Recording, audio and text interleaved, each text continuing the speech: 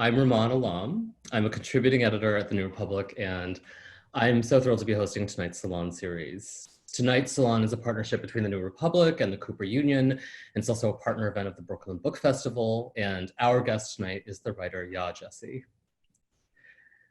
Yaa Gyasi is the author of two novels, Homegoing, which was published in 2016, and Transcendent Kingdom, which was published this September. Homegoing, okay, this is the part where it gets really embarrassing for Yaa because I'm going to talk about the many accolades Homegoing earned. Homegoing earned Gyasi the 5 Under 35 award from the National Book Foundation. It also received the National Book Critics Circle's John Leonard Prize and the Penn Hemingway Award, both of which honor significant first books. Yaa is going to read from her new book, Transcendent Kingdom, to get us started, but I always feel like it's like a particular act of cruelty to make the author, like after the whole process of writing the book, working with your editor, working with your publisher, getting the book out, like getting to have these conversations with people, I feel like it's a particular cruelty to then make you summarize the book for your audience. So I'm going to do the heavy lifting of providing that context, although you will of course have to jump in and correct me if you feel like I'm getting anything wrong here. Okay. So here's what I came up with for Transcendent Kingdom.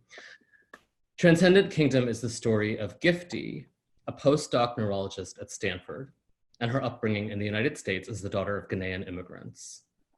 It's a book about faith and science, about mothers and daughters, about grief and mental illness, and a great deal more. In the New York Times Book Review, the novelist Noel Freudenberger wrote something I thought was really astute. She said, Transcendent Kingdom trades the blazing brilliance of Homegoing for another type of glory, more granular and difficult to name. And I agree that it's difficult to name, but I think that this conversation is going to get at some of that. Yaa is going to read for us for a few minutes, and then I'm going to pester her with some questions. Oh, wonderful. Thank you so much, Rumaan, for that introduction. That was a wonderful summary of the book. I'm glad I didn't have to do it. Thank you to the New Republic for hosting this. Thank you to the Brooklyn Book Festival, and thank you to all of you for coming.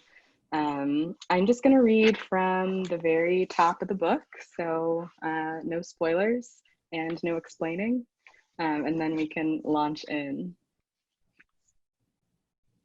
Whenever I think of my mother, I picture a queen-sized bed with her lying in it, a practiced stillness filling the room. For months on end, she colonized that bed like a virus. The first time, when I was a child, and then again, when I was a graduate student. The first time, I was sent to Ghana to wait her out. While there, I was walking through Kejitia Market with my aunt when she grabbed my arm and pointed. Look, a crazy person, she said in Twi. Do you see a crazy person? I was mortified. My aunt was speaking so loudly, and the man, tall, with dust caked into his dreadlocks, was within earshot. I see, I answered in a low hiss. The man continued past us, mumbling to himself as he waved his hands about in gestures that only he could understand. My aunt nodded, satisfied, and we kept walking past the hordes of people gathered in that agoraphobia-inducing market until we reached the stall where we would spend the rest of the morning attempting to sell knockoff handbags. In my 3 months there, we sold only 4 bags. Even now, I don't completely understand why my aunt singled the man out to me. Maybe she thought there were no crazy people in America, that I had never seen one before. Or maybe she was thinking about my mother, about the real reason I was stuck in Ghana that summer, sweating in a stall with an aunt I hardly knew while my mother healed at home in Alabama. I was 11. And I could see that my mother wasn't sick, not in the ways that I was used to. I didn't understand what my mother needed healing from. I didn't understand, but I did. and my embarrassment at my aunt's loud gesture had as much to do with my understanding as it did with the man who had passed us by. My aunt was saying that is what crazy looks like. But instead, what I heard was my mother's name. What I saw was my mother's face, still as lake water, the pastor's hand resting gently on her forehead, his prayer a light hum that made the room buzz. I'm not sure I know what crazy looks like, but even today, when I hear the word, I picture a split screen, the dreadlocked man in Kejitia on one side, my mother lying in bed on the other. I think about how no one at all reacted to that man in the market, not in fear or disgust, nothing, save my aunt, who wanted me to look. He was, it seemed to me, at perfect peace, even as he gesticulated wildly, even as he mumbled. But my mother, in her bed, infinitely still, was wild inside. I'll stop there. That was great. That was great. Thank you. I want to point out, I'm going to ask Yaa a bunch of questions, but we're happy to take questions from the audience as well. There's a little Q&A tool at the bottom of your screen. Some of you may be familiar with it. And it would be great if you could drop your questions into that tool, and I'll take a look at them in a little bit. Yaa, my first question for you is about science. Gifty, who's the narrator of this book, is a neuroscientist, and her research has to do with addiction, with understanding the brain's willingness to accept risk for the possibility of reward. She says at one point, quote, "The collaboration that the mice and I have going in this lab is, if not holy, then at least sacrosanct. I have never, will never tell anyone that I sometimes think this way, because I'm aware that the Christians in my life would find it blasphemous and the scientists would find it embarrassing. But the more I do this work, the more I believe in a kind of holiness in our connection to everything on earth." This is only one aspect of what I think the book is thinking about in terms of a larger question about science and also a larger question about faith. But as an approach to forcing you to talk about that, I want to ask you how you render science in fiction. How do you know how to write about a lab? How do you know how to write about an experiment's methodology? Yeah. This was all so new to me. You know, I hadn't taken a science class since like freshman year of college. It wasn't really something that I thought that I wanted to write about. The story of how I got to the science portion of this novel is really just that my best friend from Alabama that I grew up with is herself a neuroscientist. And around the time that Homegoing came out, she had a pretty major paper that was due to be published. And I wanted to support her as she had supported me. So I sat down to read this paper and could not penetrate it. Like I didn't understand a single thing that was happening. And she had spent years of her life working toward this project that she detailed in this paper. And I thought that imbalance was kind of ridiculous. So I just asked if I could go shadow her in her lab. And at that time, I didn't really think that I was going to be writing about it. I just mostly wanted to get a better sense of what she did every day. And it was that trip to the lab, I think, that really kind of opened this world up for me. I got to watch her do an experiment that I detail, a surgery rather, that I detail in the early pages of this novel. And I also just kind of saw her light up as she talked about this work that she had always explained to me in layperson terms as being about addiction and depression. So that was all that I knew about it. But then here I am in this room with her, watching her like shave back mice heads so that she can look at the brain. And I'm like, this is so much more than what you've talked about. And I think that that's like a really nice place to lean into as a writer when you're suddenly like getting something, but you're getting it in a roundabout way, like you're seeing something from a new angle.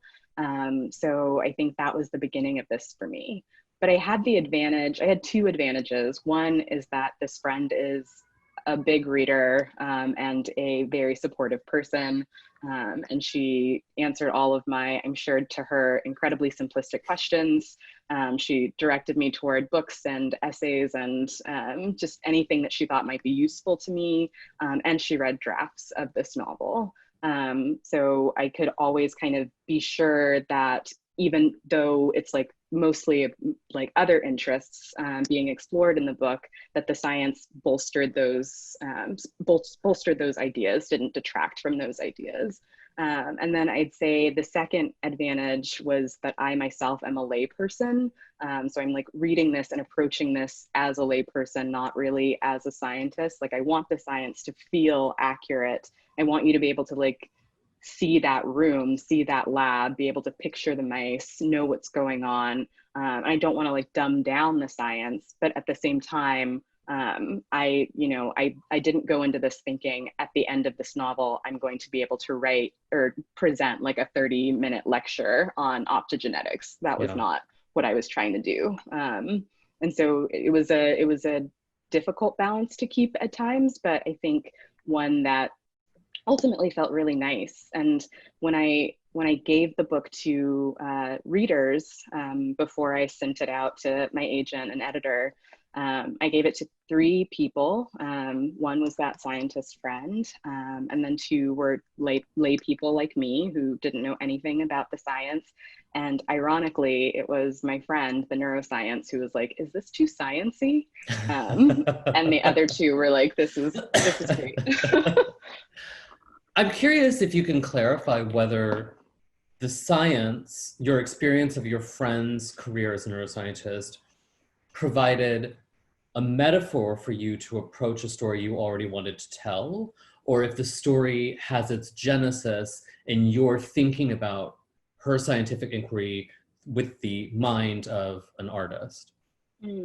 It's a little bit of both. So the other like possible origin story for this novel is that after I finished a first draft of Homegoing, I had written a short story really kind of quickly that I really liked, that just felt so different from Homegoing, what I'd been working on for years. And it was about a woman named Gifty, who was a Gerard Manley Hopkins scholar whose mother comes to stay with her. And I think what I liked about this story and what the elements that I used from this story for Transcendent Kingdom is this idea of a woman who's like deeply intellectual, asking these really big questions through her work, through her research, who has to be confronted with the religion of her childhood via this woman her mother, with whom she has a difficult relationship. And so that was kind of the shell of it for me. But then as I started exploring the neuroscience aspect, it felt like there were a lot of things that could be in conversation with each other. There's still the element of a deeply intellectual woman asking really difficult questions about her life and her childhood. But now the work is neuroscience. The childhood has these elements of addiction and depression that she's confronting in her personal life. So it felt like a mixture of things. Both the science revealed some of the story, but at the same time, the story, I think, was just amplified by the science. I think it's telling, I think, that readers often want like that particular origin story. Like they want to know like the genesis of something. And it's interesting to me when it overlaps, or when coincidence is in play, or maybe not coincidence, but sort of like, happy accident. The happy accident of your own curiosity about your friend's career ended up radically affecting what it is you're doing as an artist. Yeah. You mentioned your first book, Homegoing. Homegoing, if readers watching have not read Homegoing is a novel that stretches across centuries, and it features dozens of characters. And you just mentioned sort of dabbling in a short story, maybe out of relief to be done with that project. And I can completely understand why I think you might feel that way after undertaking a book like Homegoing. Like it is not a long book, but it is it's a big, complex book in which, anyway, it's a big complex book. And Transcendent Kingdom is sort of an altogether different kind of thing. It's interested in the character's past, but it's not as interested in history. It's more about establishing a coming of age narrative for the protagonist, right? And by contrast with Homegoing, which features dozens of characters, you're working with about 6 or 7 figures on the page. Were you consciously trying to do something in this novel that was distinct from the endeavor of your first book? And I wonder if you could talk a little bit about, like, because we're done with your first book, like that's your own history now. Yeah. What were the challenges of working, like if Transcendent Kingdom looks comparatively simpler, just by virtue of the straightforward timeline or the handful of characters, what were the challenges of working in this particular form and shaping this particular book? Right. I think if you had asked me at the time when I started Transcendent Kingdom if I was attempting to write something totally different from Homegoing, I would have said no, that it was kind of coincidental, that I don't think about those kinds of things. But I think now with some hindsight, I realized that part of what made me feel, I guess, free to begin another book, to kind of leave the other book behind, leave my first book behind, was the fact that this book was asking so many different questions of me and requiring such different skills. From a craft perspective, these 2 novels are about as different as 2 can get. Homegoing, as you said, had dozens of characters. It had 14 point of view characters. It covered over 250 years of history in Ghana and America. But it was also really, despite that ambition, but despite that sprawl, it was really constrained in some ways. It was a really tight structure. And I approached it almost mathematically. Like I knew that I wanted to get from 1750 Gold Coast to present day America. So I was asking, how many years does that take? How many chapters will I divide this into? And it also felt, the chapters were discrete enough that when I was editing, if I changed something in one chapter, it didn't really impact the rest of the story in dramatic ways. By contrast, Transcendent Kingdom is in the first person. We're just with Gifty. We cover about 30 years. And I think there was something really nice about being in a single character's head for this long. I had never written anything other than a short story that was in the first person. I found it really challenging. And I feel like it made me grow in some ways as a writer. But I also found it to be, the structure of this book to be so loose and just like, I don't know, I couldn't really wrap my head around how to write a novel like this for a long time. I joke, but I actually did Google how do you structure a novel. Did you find anything useful? It's not helpful. It's not helpful at all. Don't do that if you're watching this. But I had no idea coming off of Homegoing. I was just like, how do you sustain something for hundreds of pages with just like a couple of characters? And then the thing that I landed on, and I should also mention, I'm not a big planner in the early stages. So I always feel like I'm just kind of fumbling my way through the beginning, trying to figure out what I'm doing. Early on, there's a sentence where Gifty says something like, there used to be 4 of us, then 3, then 2. If my mother goes, whether by choice or not, there will only be 1.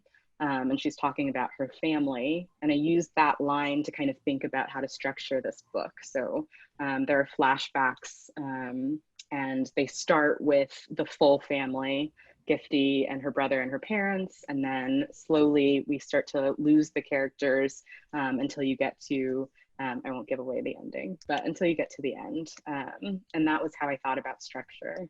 But yeah, it's hard to say. It just felt like it was just asking such different questions of me. It was requiring such different skills that there was something really pleasurable about setting Homegoing aside, which I had worked on for 7 years, and just doing a complete 180 and focusing on something different. It felt really liberating. Yeah, I can understand that. It's interesting to hear you talk about the structure of both of them. because there is a kind of mathematical rigor. Like when I was reading Homegoing, I thought of like a nautilus shape almost, like it sort of seems to be winding together, but it's all these sort of like elegant sections that fit together. But there's a logic that governs Transcendent Kingdom, and it's just interesting to me that you have to write towards that as opposed to beginning with that sort of mapped out for you.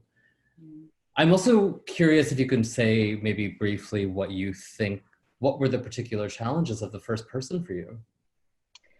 Yes, what were the challenges of the first person? I mean, Homegoing was in such a pulled back, like Yeah. omniscient third, especially in those early chapters. I could know anything that I wanted about the world that the characters lived in, but also I could hold the fullness of these 300 years in my hands. And so if I needed to be thinking about something that happened later in the novel, I could have that information in my head at the beginning of the novel.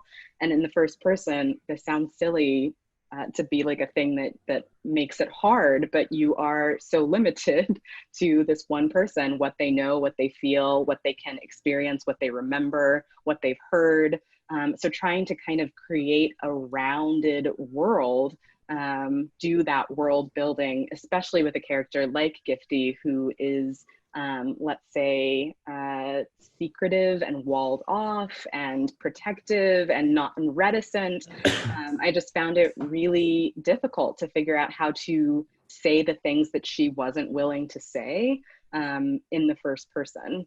And I think there were some ways to get around this. You know, there are journal entries where we're seeing her, I think, in her most filtered, vulnerable childhood self. There are the experiments that she layers in, so we're getting to see her, her in her lab, and the things that the research make her think about, which offer a different picture. But I was reading a lot of first-person novels and thinking about how other people have used it.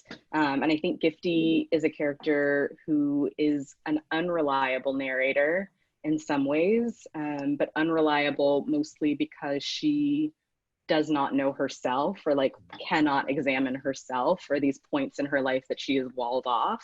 And so the challenge for me was trying to figure out, again, just how to see around those things that she wasn't saying and still kind of get the reader to see those things as well. Right, even to hear you explain it. Like you, the authorial voice, can say, here is a character who does not know herself. And that's like kind of easy to discharge in a third person mode, but it's Right. much harder. Like if we all fundamentally don't know ourselves, like that's maybe the human condition, but we don't know it. And so it's hard to make us say that. It's hard to make a fictional self sort of come to that realization on the page. And yes, and that collapsed distance between the writer and that I always feel like writing kind of feels like a willful mental illness anyway, but then you can sort of really enter into that first person perspective as your own, and it's, you know, everything kind of gets fuzzy. Yeah, You know? definitely. Definitely. That's the other weird thing about it, is it just feels, it feels so close. And obviously, like, I know the parts of this book that are drawn from personal experience and what aren't, but when you're inside of a first person narrator, the lines start to collapse in ways that I had not experienced with Homegoing. Mhm. Maybe we should take a break and listen to you read a little more from the book, and then I will bother you with the rest of my questions. Great. So I'm going to read from a little later in the book, and what you should know about this section is that Gifty's older brother, her beloved older brother, Nana, is a basketball star, like a high school basketball star. And Gifty, I mentioned before that she's a bit secretive and walled off, but she also comes from a family that's not particularly, let's say, emotionally available. And so this is them trying to figure out how to express their affection. Maybe it would have helped if we were the kind of family who talked about our feelings, who indulged in an I love you, a little abrofu kwasiasem every now and again. Instead, I never told Nana how proud I was of him, how much I loved seeing him on the basketball court. On the game days, when our mother was at work, I would walk to Nana's high school to watch him play. And then I would wait for him to finish talking to the other players and come out of the locker room so that he and I could walk back home together. Good job, Nana, I would say when he finally came out in a fog of Axe body spray.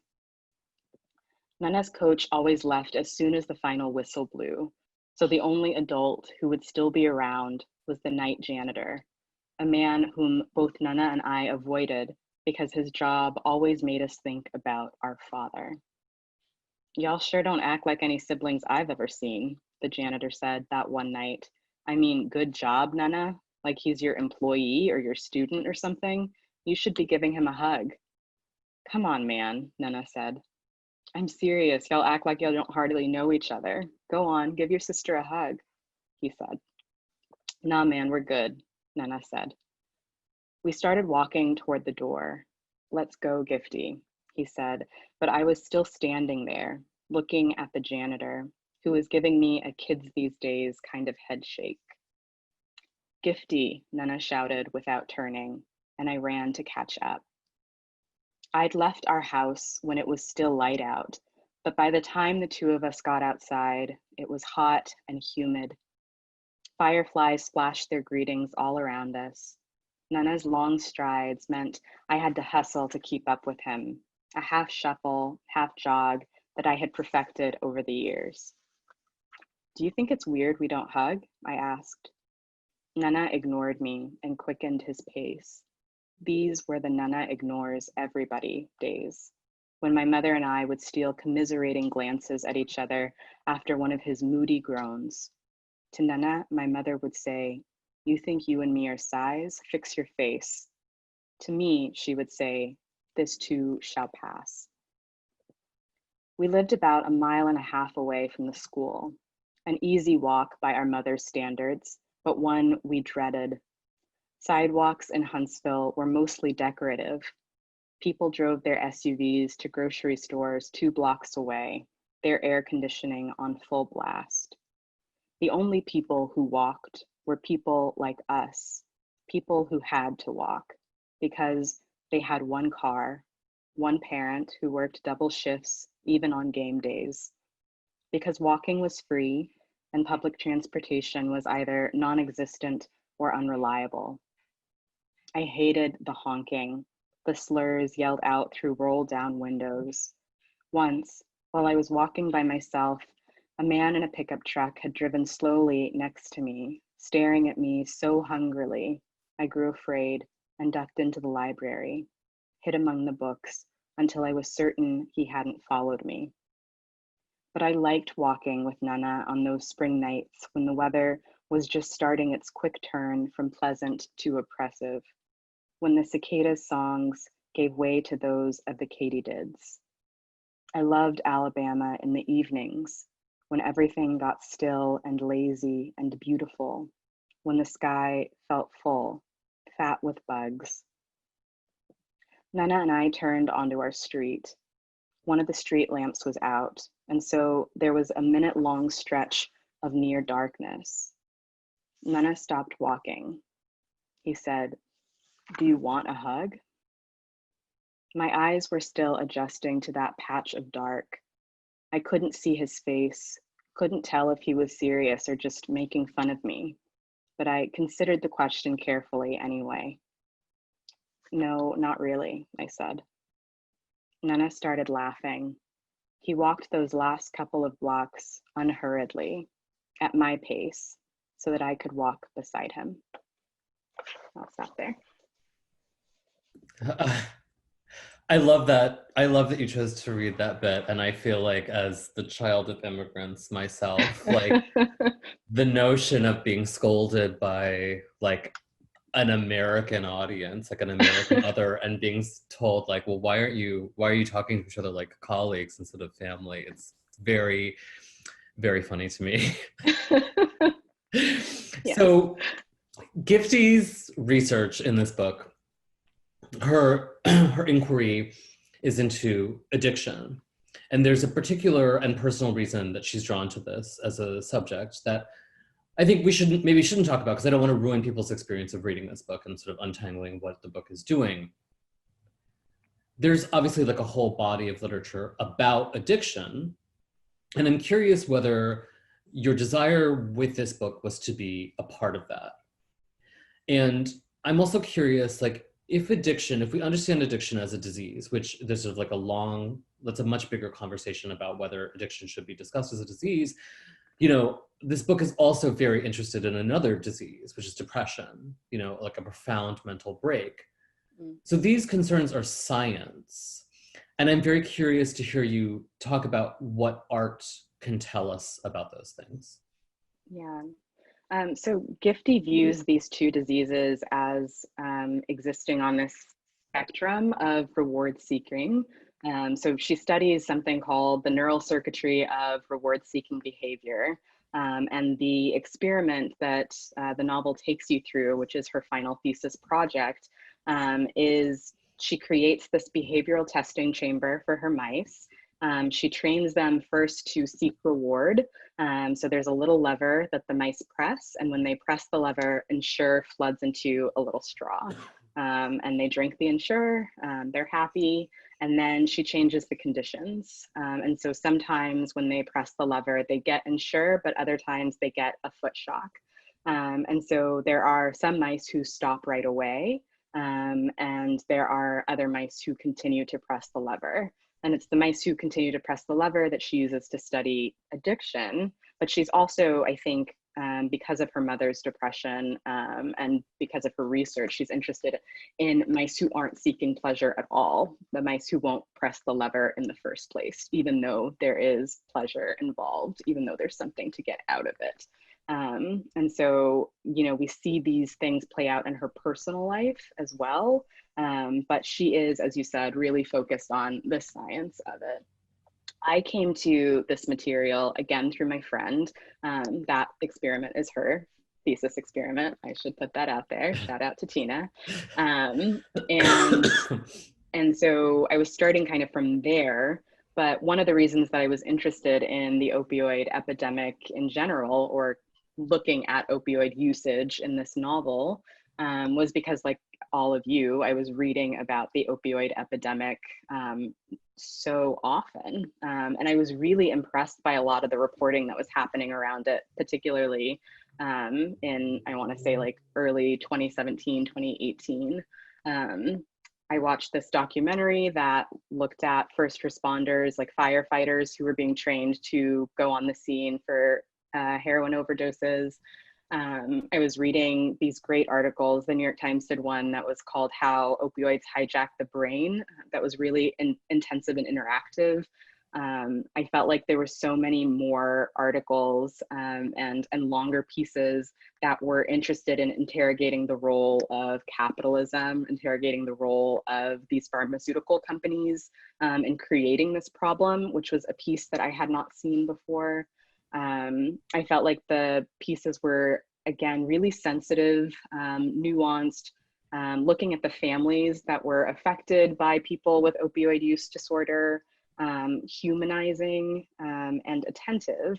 And I recognized too that this was a shift in how we talk about drug use and drug abuse, and that this shift was coinciding with the fact that the opioid epidemic, as it is expressed now, largely affects white people in rural and suburban areas. And so suddenly you were seeing all of this, again, nuanced, attentive, careful, sensitive, humanizing pieces attached to white people who were suffering from opioid use disorder.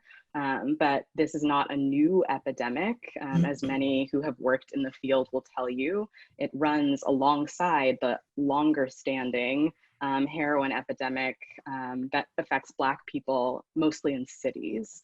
And it also, I think, is a shift from the way that we talked about the crack epidemic of the 80s, which again, largely affected Black people.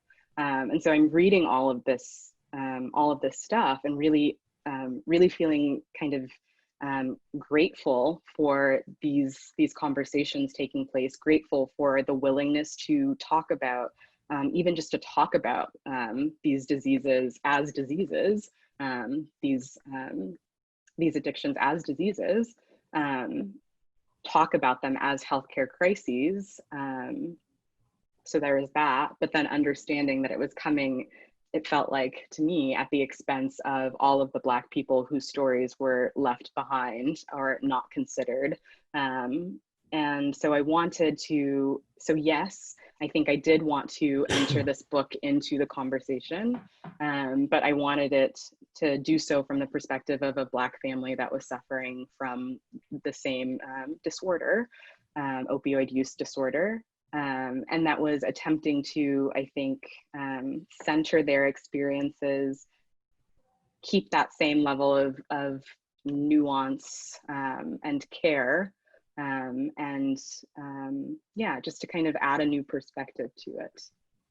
Do you feel that art has a role to play? Like you're talking about your experience or your like education in this material via journalism. Mm. And I'm sort of curious about like what art's ability, like what can art accomplish? Because you could also, you could have met an editor at the New York Times Magazine and said, I want to report a story about, you know, a Black family dealing with negotiating opioid addiction. Mm-hmm. But you chose to do this in the form of a novel. And I'm curious, I mean, obviously it's because you're a novelist, like that's the simple answer, but like, what exactly is the value for you in art that takes on a particular political question like this? Yeah, sure. Yes, the simple answer is I'm a novelist. And so everything that I do comes filtered through this genre, and everything that I'm interested in comes filtered through this genre. But I guess I would answer that question by saying that recently, a couple months ago, I read this really great piece by the writer Lauren Michelle Jackson that was called "What is an Anti-Racist Reading List For?" Yeah. And she was talking about the fact that so many books by Black authors were ending up on the New York Times bestseller list. And some of these were, she understood why. It was books that she called race readers. So books that are explicitly there to teach us something about how to behave, how to change our actions, how to view this particular moment, but also the entirety of American history. But then there were other books like The Bluest Eye that is not meant to teach you anything, novels that weren't meant to kind of act as these didactic tomes. And what she said in that book, in that essay that really resonated with me is that in these books, in these novels, racism is the environment, it's the weather, it's just what is happening to the characters, and their lives play out as they do because the weather is always there.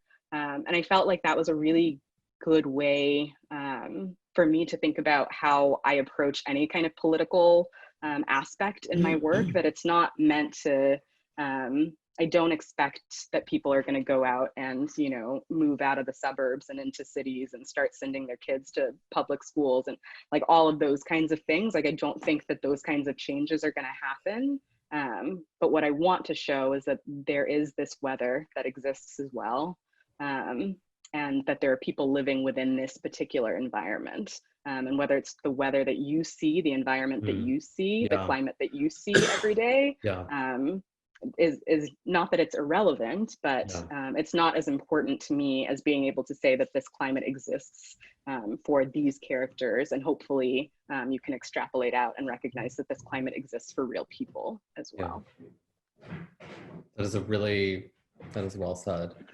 I'm going to really change my line of inquiry here. I feel like you are very adept across two books with character names. I loved so many of the names in Homegoing. They just have like a beautiful sound to them. For example, there's a character who's named H in Homegoing. And it has a really elegant logic to why he's named H, but it's very well done. You're thinking about names. And I know that critics and readers in classrooms, part of the job is to make a lot out of details like this, out of repeated motifs, out of character names. They're trying to find meaning inside of a book. Authorial intention is not really salient to the work of interpretation. But I do want to ask you what your intention is when you're choosing a character name or any of the flourishes that make the novel into a work of art. Like, are you conscious of trying to do something specific in those moments? Mm, it depends on the character, honestly. I think H is a clear example of a time when I was really conscious of what I was doing. H is a character whose parents have had a child with every letter of the alphabet before him. And they started calling him, or they wanted to call the baby H as a placeholder until he was born and would get his full name. But uh, because of the circumstances of the Fugitive Slave Act, he's never given a full name, and so he sticks with H. So there are moments like that when the name is really kind of part of the story and a conscious decision, and then there are other times when it's not really. It's like just a name that I like, or a person that I love that I wanted to name the character after. The names in Homegoing, interestingly, which is maybe a lesson for people who do not know anything about the Akans of Ghana, of West Africa specifically. But a lot of them are day of the week names. So Yaa, my name, is the name given to a girl born on Thursday. What? And That's amazing. Wow. yeah. Wow, that So is a many of the very that's characters. really important context. And I guess this is what I mean, where like authorial intention brushes up right against the reader's desire to interpret and make sense of what we're Mm, seeing on the page. yeah, I was really thinking of Gifty when I asked this question because I right. love that name. And I think it is a name that holds a lot of play and also a lot of meaning. Yeah. Um, but when you're writing, so I mean, you talked about H as having like possessing a particular kind of logic in the context of homegoing, but like you're thinking about this material, you're thinking deeply about every choice that you're making on the page. Mm. And like what I mean, I want you to explain to me what that's like, but that's sort of like such a boring, impossible to answer question. But like, you know, you're conscious of the total act of control that is writing a novel, that there's no accident, that Mm. you're making choices at every level of the game. Is that fair? Is that my assumption? Is it wrong? I don't know. I feel like writers speak so differently about this. On the one hand, yes, like I understand that I am making all of these Yeah, choices. yeah. And on the other hand, sometimes I have no idea until after the fact, until I'm like trying to articulate what I did in spaces like these, Yeah. or negotiating edits as I revise.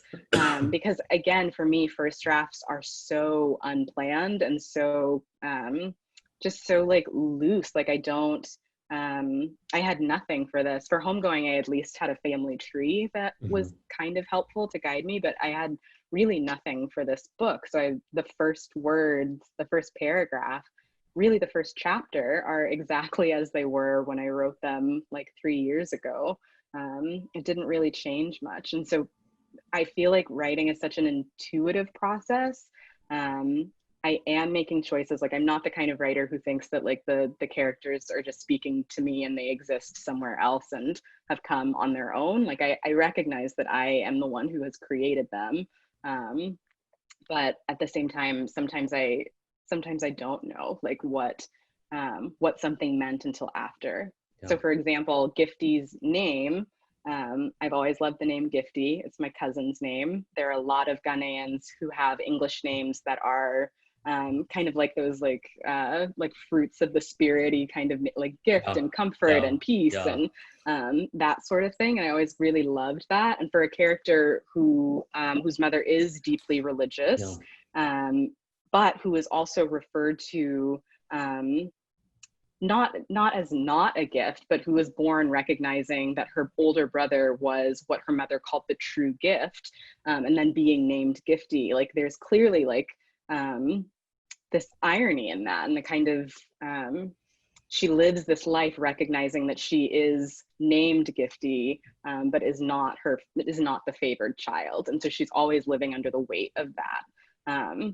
If you had asked me when I was writing the first draft, if that was something I'd be able to explain to you, or something that I would think that I knew that I was doing, the answer would be no. And I don't really know how that works, but I went to a writing program, and I was always so struck, I got my MFA, and I was always so struck by how different people talked about this work. Like, there would be some people who would have really, really clear outlines, who would have like these rules that they really lived by, who would say things like, you know, a sentence should be a hammer and a nail. And I'd be like, I have no idea what that means. But then half of the class would be nodding along really emphatically. And it just made me, you know, it just made me understand that there are so many ways to approach this work. And sometimes something is happening on a conscious level, and sometimes it's happening on a subconscious level, and that both of those ways to write will ultimately get you there, or can ultimately get you there. So I don't stress as much as I did when I was younger about why I'm making the decisions that I'm making. I just kind of allow myself to trust that in the process of revising, in the process of kind of trying to articulate these decisions to myself, I will start to see them. That's a good answer. A sentence is, I'm going to think about a sentence being a hammer and a nail all night. I'm going to try and made that up, by the I'm going way. to try and Nobody I mean, that really sounds like something you would hear around a workshop table. I'm going to ask you a question that came up in our Q&A, because you've talked a little bit about the process of homegoing taking 7 years. And then you also just mentioned that by contrast, Transcendent Kingdom occupied the last 3 years of your life. So somebody was asking about the writing process itself. So even like just sort of apart from the fact that you were not a student or whatever, or that it took fewer calendar years, what was that process, the day-to-day distinction on these two books for you? So Homegoing, again, had that really tight structure. I had a family tree that had the dates and the maybe like one historical thing that was happening in the background during each time period. So for H, who we just talked about, it was Reconstruction / Jim Crow. For a character like Kojo, it was the Fugitive Slave Act. And I used that as a starting point for the research. So my days with Homegoing were so research driven, particularly in that first draft, that it felt like I would just kind of, and I wrote chronologically. I researched as I went. So I wasn't like spending years of research and then doing all the writing. But I would usually spend my days doing a bit of research about the time period, and then writing the chapter. And that's how I went chapter by chapter. And I also had, this is a rule that I did have for Homegoing, I wanted to write at least 400 words a day every time I sat down to write. I don't write every day. I know we're supposed to tell everyone to write every day, but I don't. So I just, every time I sat down to write, I wanted to get to 400 words. And 400 was a good goal for me because I almost never reached it. But if I wrote like 300, I didn't feel so bad. And if I wrote like 1,000, I would feel incredible. So it was a good limit. For Transcendent Kingdom, I didn't really have I didn't have like the same kind of structures to go by, the same kind of scaffolding to figure out how to work myself into the book. I had a lot of time, mostly because I was doing a fellowship at the American Academy in Berlin for part of this time. It was my first time with an office space. And so I settled into a routine really quickly where I would go have breakfast in the dining hall, and then I would go out into the office and I would work until lunch. And first drafts for me are, again, like really just like, I almost feel like kind of out of body experiences. Like I don't really like try to think about what I'm doing at all. I just try to write as much as I can, write what is coming as it comes. And that process mostly took place really freely at the Academy. And then after, I will say that Transcendent Kingdom was much harder to revise because of the structure. as I described earlier, with Homegoing being so discrete, if I changed one thing, it wouldn't change anything else.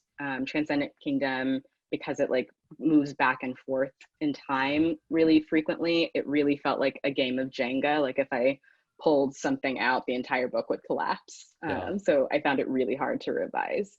But yeah, that was mostly my process. I don't have like a lot of talismans, or I don't like have to be at this particular coffee shop at this time. Like I'm pretty lax.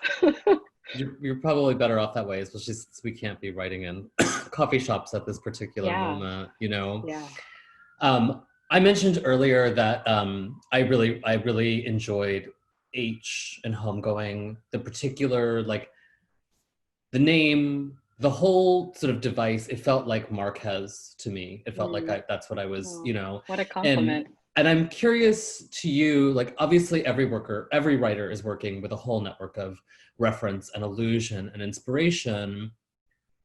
But I found it harder to figure out what that was with respect to Transcendent Kingdom. And so I'm curious, you mentioned before that you had been reading a bunch of first-person narratives, or first-person novels told in the first person, but are there works that you feel particularly indebted to, or that felt really important to you as you were undertaking this second book?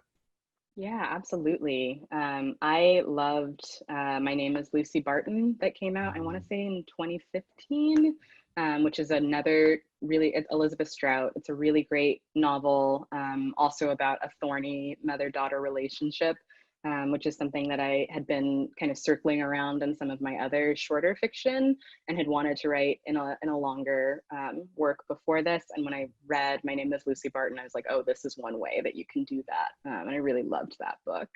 But I think mostly what I was trying to respond to, or books that I was really thinking about and inspired by, were what I would call kind of science-y creative nonfiction, like science-y memoirs. Like I loved Eula Biss's On Immunity, where she's exploring inoculation, she's exploring the history of vaccines, but she's also like talking about her life with her new baby, and life in Chicago, and kind of trying to figure out ways to meld the scholarly research of looking at the history of vaccination in North America with that personal story of having had a child. So I loved that. The Emperor of All Maladies, Siddhartha Mukherjee, A History of Cancer, beautifully written and just excellent and informative. I also loved like When Breath Becomes Air by Paul Calanathi. So yeah, books that were interested in science, thinking about science, and also using science to think about what it means to just be alive, and to walk through the world as a person in a body. Like I loved that. The last question I'm going to ask you from our audience Q&A, it's sort of two different questions that I think fit tidily together. One is, you know, you are the daughter of Ghanaian immigrants. You wrote about Ghana as a sort of physical and psychic territory and Homegoing. And then in Transcendent Kingdom, you're writing a great deal about the immigrant experience. You're also writing about Ghana, but you're really writing about the immigrant experience in this country. I'm curious about why that's of value to you, why that's important to you, or whether that is a priority for you as an artist. And I'm also curious about whether there's whether there's a difference in the perception of your work in Ghana or maybe sort of amongst an African readership, more broadly speaking, and in this country. Yeah, well, for years, I didn't really write about Ghana. I didn't write anything that was set in Ghana. And I would write these characters that were just like basically like raceless, ethnicityless, like neutrally. And this isn't like when I was younger. And I think I had so much anxiety about feeling as though I had permission to write about this place that I knew and am from, but didn't have as deep of a connection to, as intimate of a relationship with as, say, my parents. Yeah. And there was so much, I feel like for so many years when you heard people talk about literature from West Africa, it was just a Chebe, or it was just, for many years, it was also a Dichie. Like it was people who were who either, for in Achebe's case, hadn't immigrated to America, but in Adichie's case and other people's cases, it was people who had come to America later than I did. And so I felt like there was not as much from the perspective of the 1.5 generation, like people who immigrated so young that they don't really have this physical, intimate connection to the place that they're from, and yet do feel informed by and kind of raised in, steeped in the culture of this country. And I really do think, I mean, people say that it takes you your whole life to write a first novel. Like, I feel like Homegoing, now looking back, is so indicative of the person that I was in those years that I started, when I had all of these questions about identity, when I felt really kind of as though I was existing in this liminal space between these two places and wasn't sure if I could claim any of these identities. Like, Homegoing was a way for me to kind of connect this dot in this really roundabout way, to think about diaspora as family, and in so doing to recognize not just my place in it, but the way that we were all connected in that story. That was really important to me. And Transcendent Kingdom feels much more personal in that it's exploring a story quite similar to mine, someone who is Ghanaian but grows up in Alabama. But I do this because I really do firmly believe in that quote of Toni Morrison's that says that if there is a book that you want to read and it hasn't been written yet, you must write it. And I think of myself in all of those years of my childhood when all I had to read about West Africa, all I had to read about like people who were from the part of the continent that I was from was Things Fall Apart, and all of the literature that I wanted to see, that I wished that I could have been reading. I now have the opportunity to start kind of building that canon out, and there are other writers who are doing it too. We talked earlier about Nana Kwame Adjei-Brenyah's work. That's exciting to me. It's exciting to me to see like diasporic Ghanaians who are writing from a place of remove from the home country. As far as how Ghanaians or other Africans broadly are viewing the work, I think there is still some understanding that the works are very American. Even Homegoing, which is half of it takes place in Ghana, is still very American, and it's coming from this American perspective of looking at Blackness as a kind of unifying quality, which is not something that at least not something that I was raised to do. And so I think, you know, there have been like a lot of really wonderfully, really touching reception to both of the books. But there has been also, I think, a lot of just like, are you really Ghanaian? And that, you know, that's fair too. You know, my hope is to put these books in that gap in the bookshelf, that place that I felt was missing when I was young and wanted to reach for a book like Homegoing. That's what I do. That's the immigrant conundrum, I guess. Yeah. It's the immigrant conundrum. Yeah, it was such a great pleasure to speak to you tonight. Really just a thrill. Congratulations. Your new novel is called Transcendent Kingdom. It's absolutely beautiful. Everybody who is watching tonight should absolutely buy it and read it. And I just want to say that the new Republic Salon series will pick up again on October 7th, when my colleague Laura Marsh will be in conversation with Pankaj Mishra about his new book, Bland Fanatics, Liberals, Race, and Empire. Yeah, thank you again. It was really lovely to do this. I hope that we can do it on a real stage in front of real people someday soon. Thank you so much. Oh, me too. Thank you. Bye. Bye.